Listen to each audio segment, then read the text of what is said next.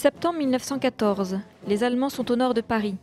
Le général Joffre décide d'une offensive, c'est la première bataille de la Marne. Chevaux et trains transportent les renforts. Le général Gallieni, gouverneur militaire de Paris, réquisitionne près de 600 taxis pour transporter plus de 4000 soldats vers le front. Les Allemands éviteront Paris.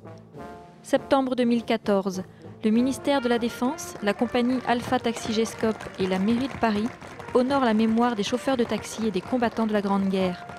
100 ans après, 8 taxis de la Marne et une centaine de taxis parisiens ont suivi le même itinéraire.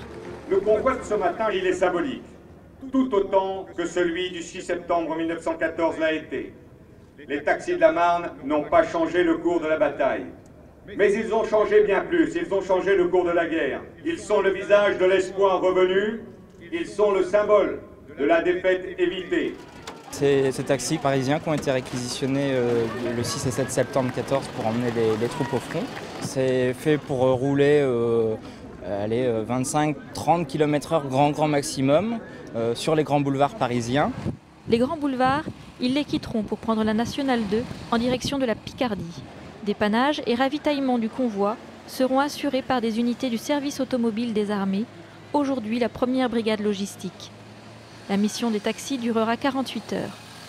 Ça s'est fait en plusieurs étapes, c'est-à-dire que les taxis sont partis à vide des Invalides, on rejoint Gagny, et c'est là à Gagny qu'ont été chargés les hommes des 103e et 104e régiments d'infanterie pour rejoindre le Nanteuil-le-Haudouin. Donc la première partie du trajet à vide s'est fait dans la nuit du 6 au 7, et le transport des troupes s'est fait dans la nuit du 7 au 8. Ça rend hommage aux chauffeurs parce qu'on parle beaucoup des soldats, mais en fait c'est la première fois que les civils étaient réquisitionnés quelque part. C'est bien que 100 ans après on puisse au moins une journée leur rendre hommage.